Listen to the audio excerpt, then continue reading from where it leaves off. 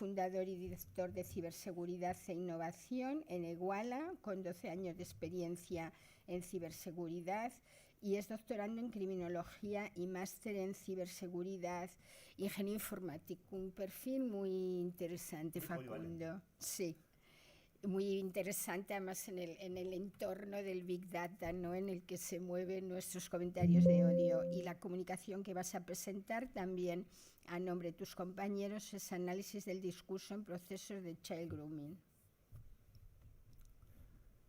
Bueno, muchas gracias primero a la doctora Lacalle, a las compañeras de mesa también, que fueron todos el género femenino. Vengo para surtir y cambiar un poquito las tornas. Agradecer también a todos la organización que han hecho posible que viniera hasta aquí a traer este discurso sobre el child grooming. Mi nombre es Facundo Gallo, como bien ha adelantado la doctora. Tengo un nombre más largo, así que lo acotamos a Facundo Gallo. El presente comunicado viene a arrojar unos indicadores claves dentro de lo que es el proceso de child grooming. En cuanto a la demografía, el perfil sociodemográfico de las personas que cometen este delito, el proceso de abordaje y la intensidad del mensaje. Pero primero tenemos que contextualizar un poco el problema, ¿no? Tenemos que definir qué es child grooming. Bueno, el child grooming es un delito tipificado en el artículo 183 del Código Penal, con la entrada en vigor de la Ley 10/2022, que salió el año pasado, el 6 de septiembre. Y básicamente, eso es. Se sitúa en torno al contacto con menores mediante el uso de nuevas tecnologías dentro de un contexto siempre sexual, ¿no? Si arrojamos algunos indicadores oficiales, podemos acudir al Sistema Estadístico de Criminalidad del Ministerio del Interior y observar que en el año 2021 hubieron 103 personas implicadas con este delito. Hay otro indicador ahí que es abuso sexual, pero es un término mucho más genérico, ¿no?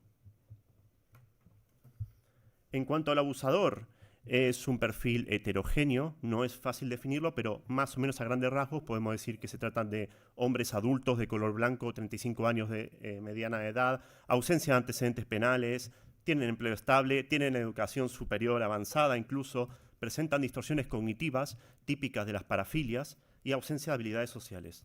En cuanto al abordaje, las víctimas tampoco hay un estándar, son víctimas con perfiles heterogéneos. Ellos buscan siempre generar vínculos de confianza con las víctimas, luego llevarlas a canales secundarios donde exigirles contenido multimedia para finalmente proceder al chantaje y la intimidación mediante ese contenido que han recabado. El tiempo estimado o el tiempo que se emplea hasta llegar al contexto sexual es variable según la conversación, pero cuanto menos tiempo se utiliza, más agresivo es el mensaje que usa el groomer, ¿no?, el perpetrador. Para el presente trabajo, que es, bueno, es un lateral, es una vertical de una tesis doctoral, hemos utilizado la etnografía virtual encubierta. Es una metodología de investigación policial donde, mediante mecanismos de seguridad para siempre salvaguardar la identidad del investigador, hemos seleccionado unos canales de la Internet profunda, formalizado unos guiones específicos para interactuar con estas personas y recabar información, generando siempre una identidad aleatoria por cada interacción. Una identidad aleatoria siempre niña, menor de edad, tiene su porqué, pero no vamos a entrar.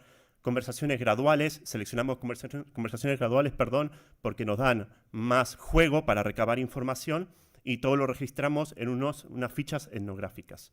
Finalmente, ¿qué obtuvimos? Bueno, 96 conversaciones en el 2021-2022, por el tiempo que se le dedicó, 92 supuestas localizaciones, 79 supuestas edades, hablamos de supuestos, y 3 usuarios que es curioso que mantuvieron siempre el mismo discurso durante varios meses.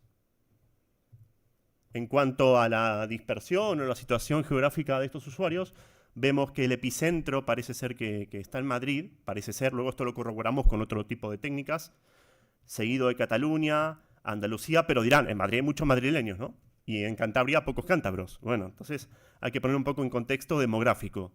Así que Si sacamos la tasa por cada 1000 habitantes, Madrid sigue siendo preocupante, pero ahí asoma Asturias, que bueno, yo tengo una debilidad porque vivo en Asturias, tengo una debilidad y duele, ¿no? Pero son realidades científicas. La mediana de edad, 42 años. Estamos ahí donde comentábamos dentro del marco teórico. 2022, vemos que Madrid también sigue siendo un centro importante, pero Andalucía ha cogido relevo con su presencia, y luego pues, Cataluña, Comunidad Valenciana, etc., ¿no? Si lo ponemos en contexto de densidad poblacional, se vuelve a repetir Asturias, curiosamente, y aflora ahí Navarra. ¿Quién se lo esperaría, no? Tan pequeña, pues en Navarra. Y una mediana de edad de 43 años. Estamos hablando del 2021, 42, 2022, 43 años. ¿Casualidades? No lo sé, pero los números están hechos. En cuanto a tiempos de abordaje, hemos visto que más del 80% de los usuarios con los que hemos interactuado presentan un estilo directo y agresivo. No se toman el tiempo para engañar a la víctima y llevarla a otros contextos, sino que la agreden directamente en las primeras 10 o 6 líneas de conversación. Para medir un poco la intensidad del discurso, utilizamos una taxonomía criminológica del doctor Fernando Miró, y creamos los siguientes 3 niveles de intensidad, siempre orientados al discurso que atentan contra la moral de los seres humanos. Ataques de dignidad en diferentes intensidades, siendo la última o la más grave las amenazas directas. Creamos un diccionario por cada una de las categorizaciones y pasamos ahí las 7042 líneas de conversaciones para ver más o menos por dónde se situaban esas conversaciones, ¿no? Cómo eran de agresivas, para resumirlo. Al final tuvimos que, curiosamente, y no tan curiosamente, no había tantas amenazas directas contra el menor, pero esto tiene una explicación porque las amenazas directas siempre las llevan a cabo en escenarios más avanzados. Primero buscan ganarse la confianza y luego explotarlo. Retomamos. Edad frecuente de estos individuos, entre 42 y 43 años de edad. Demografía, ya vimos, alta presencia en Madrid, supuesta presencia en Madrid, Andalucía, no el levante español como algunos indicaban en diversos bulos, sobre todo en los años 90. Alta prevalencia de discurso directo, 80% de las conversaciones un discurso directo, y un empleo de discurso que atenta contra la dignidad de las víctimas, aunque no hay o no hemos detectado amenazas directas. Intenté ser lo más rápido posible, así que nada, les agradezco a todos los participantes y a todos los compañeros este espacio compartido. Muchísimas gracias, por la precisión. Muchas gracias. Y el interés, obviamente, del tema expuesto, como en los casos anteriores. Sí, bueno, como quien dice, yo vengo a hablar de mi libro, aunque no traigo ninguno esta vez, pero hablo un poco, llevo el discurso hacia mi campo, que son los menores, porque su principal línea de debate concluía en cómo afecta esto a los menores. Si hay una afectación en cuanto a los menores, hay que considerar que los menores, ante todo, es el público más vulnerable que hay, ¿no? Y hay una conexión interesante con lo que comentan las compañeras, ese consumo, ese uso de TikTok, que yo no lo utilizo, fíjense, gracias a Dios, creo, que está destinado a un público joven, un público por lo general adolescente, entiendo, aunque me he encontrado gente más mayor que también, ¿no? le da un uso diario. Y los menores que estaba yo haciendo referencia hoy, que eran susceptibles a ser captados por ciertos grupos de pedofilia. Curiosamente, ese grupo de menores se sitúa también en la edad adolescente, o sea, las edades más típicas en la captación de grooming está por encima de los 13 años, entre los 13 y los 17 años, ¿no? Luego hay otros grupos que, bueno, ya entramos son temas más delicados, o sea que hay una línea en paralelismo entre ese consumo, ¿no? Ese consumo de redes sociales, o que son más susceptibles, ese grupo, como se está captando en los chats, también se pueden captar en un TikTok, ¿no? Luego, el tema, no puedo entrar en debate en lo que es el empoderamiento femenino o el discurso de manofera porque no es mi especialidad. Pero sí que quiero arrojar una cosa ya como padre de familia, ¿no? mis hijas son muy pequeñas y yo considero que todo se aprende desde chico, ¿no? Desde la infancia.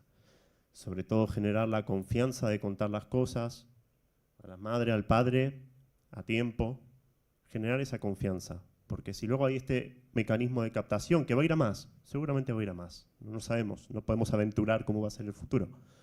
Pero si hay este mecanismo de captación, generar esa transparencia con la hija, que es el género que es más captado a nivel sin lugar a dudas, a nivel de pedofilia y pederastia, generar esa confianza para que el niño, o la niña en este caso, si se siente agredida, si se siente aducida por un grupo, bien sea neonazis o bien sea un grupo organizado de pederastas, que lo transmita, que no tenga miedo y que luego se impongan las medidas cautelares necesarias, ¿no? Facundo, que no es lo mismo, o sea, son dos cosas muy diferentes, ultraderecha, con dos formas que plantean, y pederastia. Evidentemente, pero como se trató también el tema de la ultraderecha, quería ampliar el abanico de que la captación puede venir por varias fuentes de extremismos o conductas que se desencajan dentro de los parámetros de la normalidad. Y yo creo que a lo mejor está también muy ligado, a mí hay otro tema que me preocupa mucho, relacionado con la manosfera, que no he estudiado, no es mi ámbito, y es cada vez el descenso de la edad a la que empiezan a ver porno y la intensidad con la que ven porno, con lo cual ahí sí que se entrelazan, entiendo, los dos temas, ¿no? Bueno, yo tampoco estudio desde el punto de vista victimológico. Cuando las víctimas, en este caso los menores, empiezan a consumir pornografía o empiezan a interactuar con cierto contenido, con ciertas personas. Yo lo que estudio son los agresores. Cómo influyen, entre todo, en la desaparición de niños.